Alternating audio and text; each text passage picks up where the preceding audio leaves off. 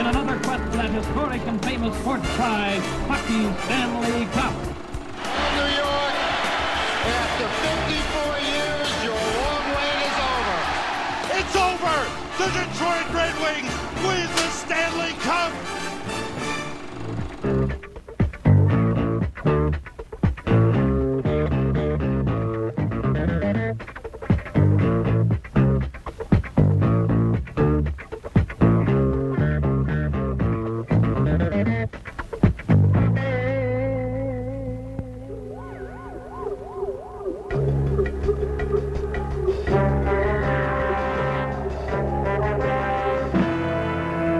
Hockey's long-awaited confrontation begins in the Montreal Forum as the Canadiens, possessing the best regular season record in NHL history, host the Philadelphia Flyers, who are in search of their third straight Stanley Cup. The playoff MVP for the past 2 years, Bernie Perra, will not be a factor this year. Wayne Stevenson inherits the goaltender's job from the injured Perra and will go head-to-head against Vezina Trophy winner Ken Dryden. League MVP Bobby Clark triggers the boisterous Flyers. The Canadiens' solid defense is anchored by Larry Robinson and Serge Savard.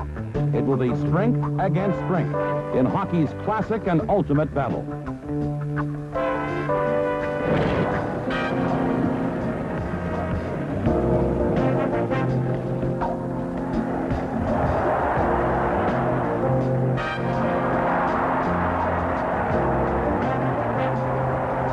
Reggie Leach shocks the Forum when he scores on the very first shot of the series after just 21 seconds. For the prolific Leach, it's a record 16th playoff goal, following 61 goals in regular season action. With the Canadiens suffering from an early attack of nerves, the Flyers flaunt their cup experience as Ross Wansbury flips a backhand shot past Dryden for a 2-0 lead. Deep concern is etched on Montreal faces. This is definitely the wrong script, a nightmare instead of a dream. These are the Montreal Canadiens. Dedication, pride, and tradition.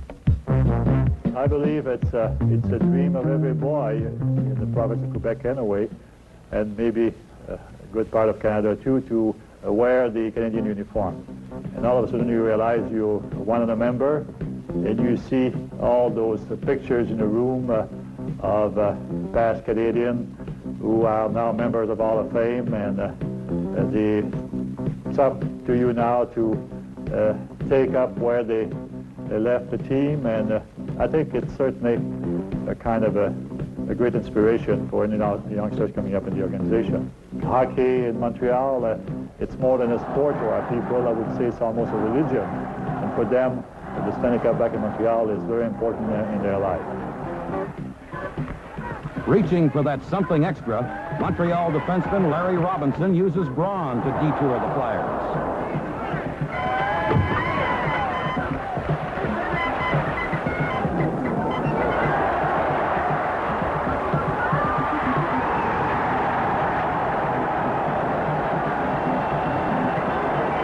Jim Roberts converts a pass from Bob Gainey, and the margin is cut to a single goal. Peter Mahovlich and Guy Lafleur break out 2-on-1, but unbelievably, Lafleur misses on a perfect scoring opportunity.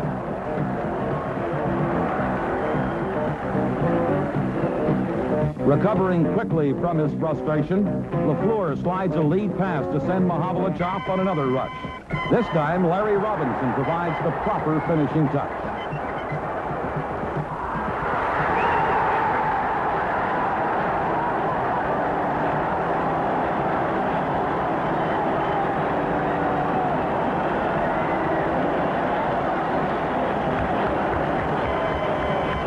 The Montreal joy is dimmed early in the third period as Larry Goodenough slides his shot along the ice just inside the goalpost.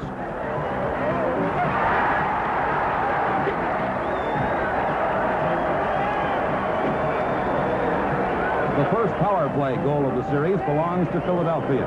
But less than 5 minutes later, Montreal retaliates as Jacques Lemaire's soft backhand shot floats into the far corner of the net.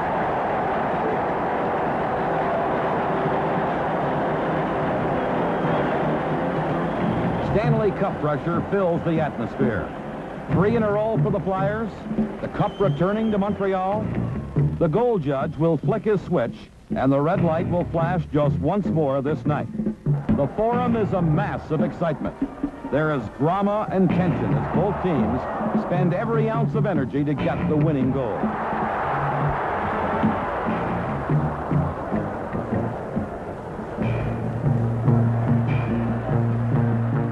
Now here's Steve's shot along the boards ahead to Guy Lapointe. Lapointe moving right in, shooting, he scores!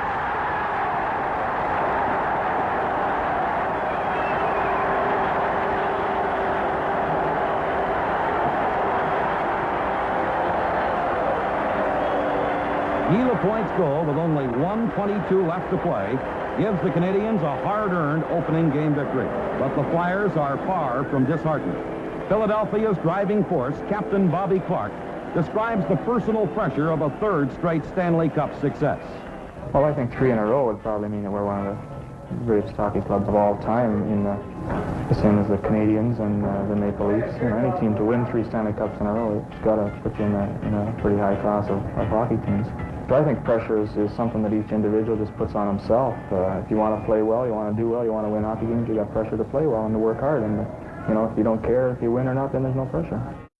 Our job is to look after the line that we play against. And in Montreal, we've tried to match our line, Jimmy Roberts, Doug Jowers, and myself, against the Bobby Clarke, Farber, and Reggie Leach line. And they're an offensive threat all the time they're on the ice. And our job is to see if we can't cut down their strength in our end. The Montreal strategy works to perfection. Guinea shadows Clarke, and the big mobile defense Fred Chiro worried about lives up to its reputation. Savard, Robinson, Lapointe, and Nairop smother the Flyers' attack.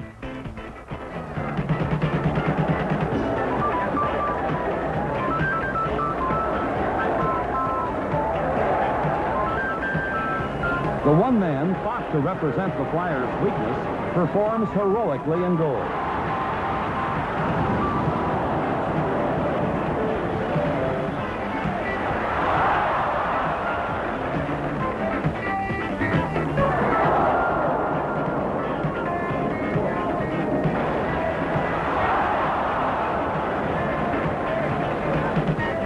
Wayne Stevenson's brilliant goaltending highlights 35 minutes of scoreless hockey. The Flyers gain a one-man advantage late in the second period. But Jacques Lemaire stops the power play with this magnificent maneuver.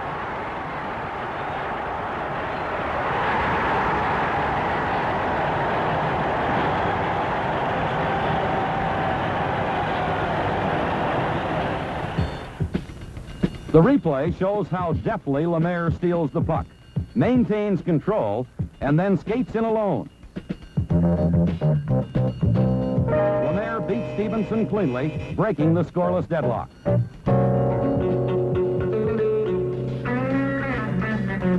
Canadiens' mystique is clearly no mystery at all. The pride, the tradition, the desire is all reinforced with an abundance of talent. And once they gain the upper hand, they refuse to relinquish it, increasing the pressure as the game goes on, growing faster rather than slower, stronger rather than weaker, determined rather than overconfident.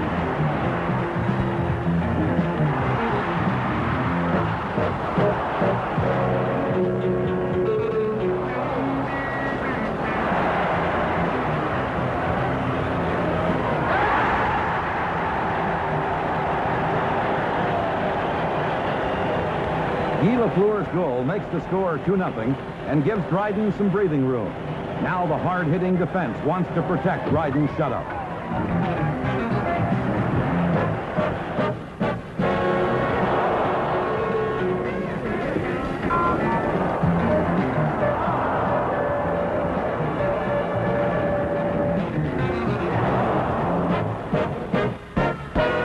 Looking for a passing outlet, Dave Schultz suddenly finds an opening of his own and scores.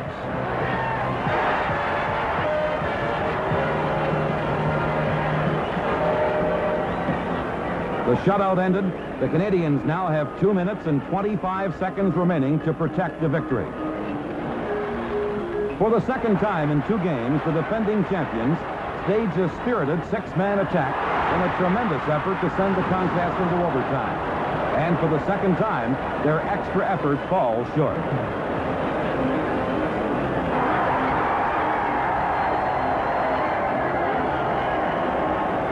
The Canadians capture the first 2 games in heart-stopping fashion. They have every reason to celebrate. The Flyers have played well. Still, they will have to dig even deeper. Play like home, especially with the love affair exhibited at the Spectrum between the Flyers and their fans. Philadelphia is all but unbeatable on home ice, and the loyal crowd expresses its faith.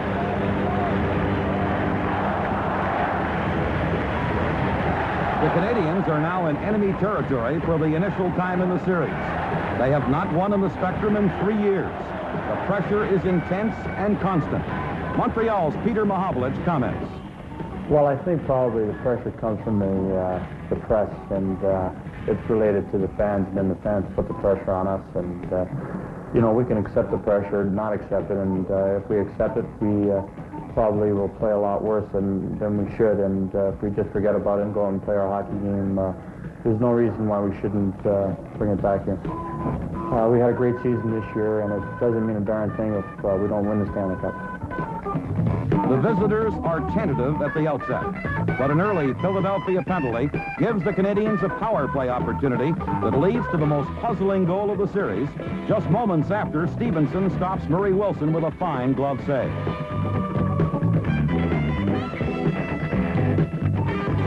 The Flyers force Montreal to regroup as Kindrachuk stick checks effectively. Lafleur drops the puck off to Steve Shutt. Shutt fires from the neutral zone, and it eludes Stevenson for a goal.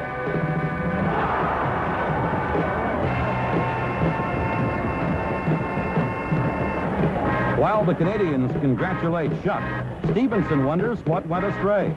On the replay, you'll see Shutt strike the puck while it's rolling.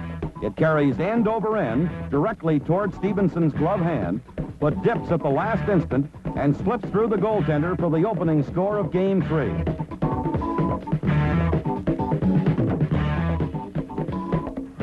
Having missed his nightly playoff goal a game in the second contest, Reggie Leach has some making up to do.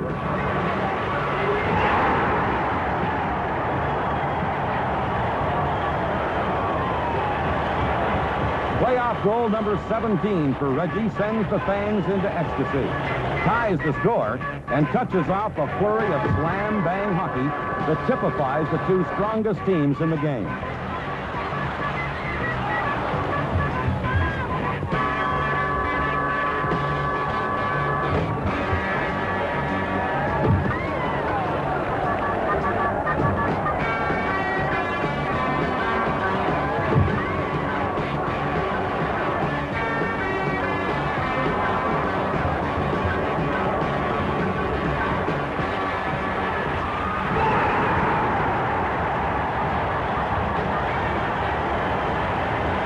Reggie Leach's powerful shot through Dryden's pads puts the Flyers in front, and suddenly there is the feeling that this is the beginning of comeback time for the reigning champions.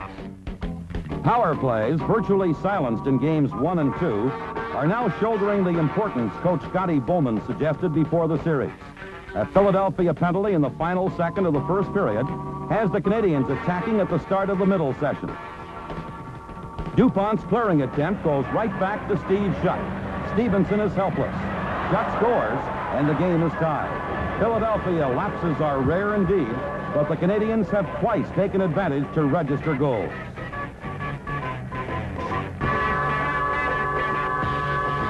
Sensing they have gained the momentum, Montreal applies constant pressure. The Flyers falter, but Wayne Stevenson will not yield.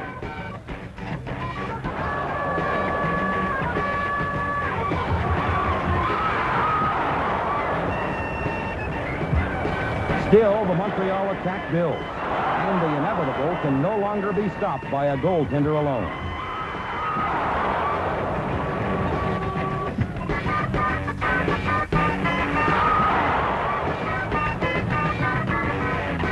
Pierre Bouchard's goal, the culmination of 30 minutes of digging, determined hockey, breaks the tie, and Montreal is back in front. The Canadiens' defensemen rise to the occasion once more, and with help from their strong back-checking forwards, effectively stymie the Flyers. At the last line of defense, Montreal's articulate goalkeeper, Ken Dryden, has his perspective. We are a good team, and we have very high expectations of ourselves, and others have very high expectations of us. And I don't think that those expectations are unfair. Philadelphia Flyers are a very disciplined, controlled, opportunistic kind of team. They're very good in our defensive end. They forecheck very well, and given their style of play, they create sudden chances. Dryden and his Montreal teammates stop the Flyers on those chances to capture their third consecutive victory by the margin of a single goal.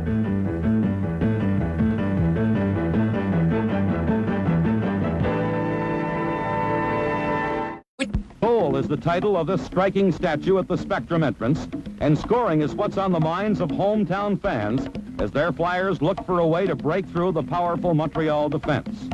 A change of fortune might be the answer, so Philadelphia management calls on a personal appearance by Kate Smith, the Flyers' good luck charm.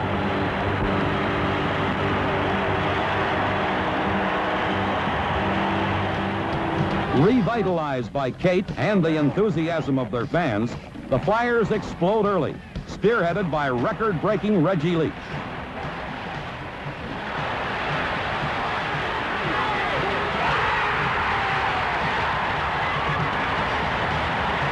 For Leach, it's goal number 19 in the playoffs, number 80 overall, and a new NHL single-season goal-scoring mark. The Spectrum goes wild, but the Canadiens are not undone easily. They have one purpose: return the cup to Montreal.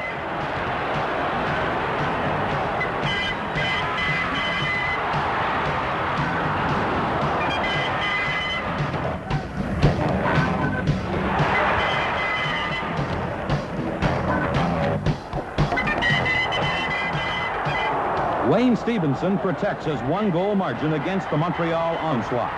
But the Canadiens keep coming in waves. Steve Shutt finally gets the equalizer with a strong shot into the near corner.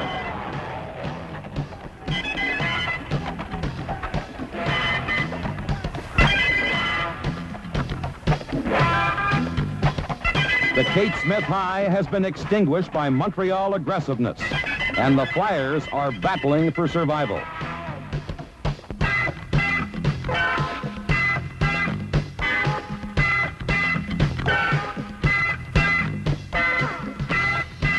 Pierre Bouchard's second goal of the series puts the Canadiens ahead 2-1, and the gloom is thick at the Spectrum. But the Flyers didn't gain their 2 Stanley Cups unopposed. They've been down before and fought back. Their well-deserved reputation as hockey's strong-willed and hardest-working team has not been lost. Champions never go down without a titanic struggle. The Canadiens will know they have had to earn their rewards. Nothing comes easy against the Flyers.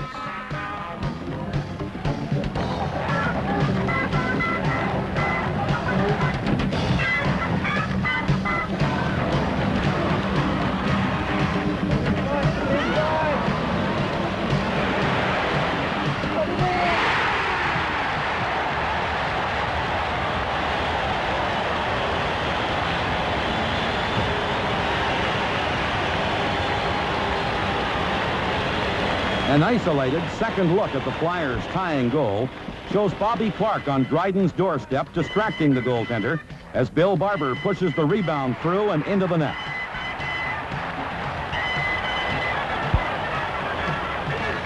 Shaking Montreal's penalty killers, the Philadelphia power play has 2 goals already tonight and aims for a third.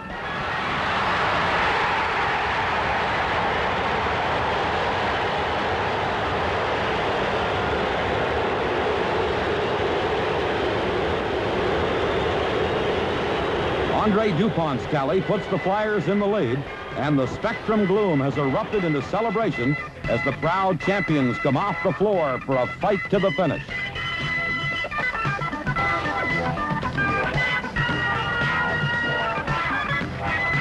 Larry Robinson and Jacques Lemaire lead the Canadiens up the ice, and once again, the opportunistic challengers convert a Flyers error.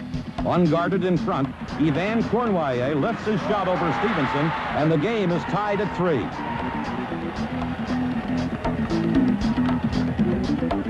Putting their mistakes behind them, the Flyers apply pressure in the third period, and now it's Ken Dryden's turn to hold the fort.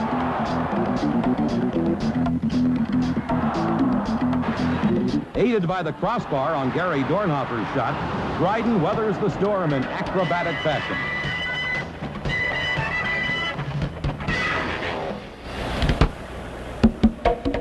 With the possibility of the first overtime contest of the series looming, tension grows. Nothing can be taken for granted. Although Montreal has a seemingly safe 3-game advantage, every minute has been a battle, each game a war.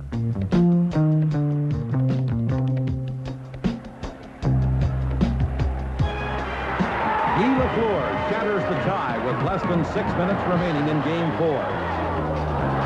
The Canadiens are jubilant. The Flyers and their 17,077 faithful are stunned. The reality of the moment seems unacceptable. The champion Flyers are about to be dethroned in 4 straight games. A sweep was the most remote of all probabilities before the series began. As Peter Mahovlich registers an insurance goal, it is now certain the Canadiens will be taking the cup home before the night is through. 3 wins by a scant 1-goal margin and the final victory by 2 goals does not indicate an overwhelming superiority. Yet the Canadiens swept through their 3 playoff series with only a single loss to the New York Islanders in the semifinal round. Scotty Bowman called his team lucky to have won in 4 games. But recognizing true greatness, the Philadelphia fans salute the old champions and the new with a standing ovation as the Flyers put aside their disappointment and defeat to congratulate the victors, displaying the true spirit originally intended in all sporting arenas. Team captain Yvan Cournoyer claims the treasured Stanley Cup from NHL President Clarence Campbell, and the legend of the Montreal Canadiens continues with the acceptance of Stanley Cup number 18.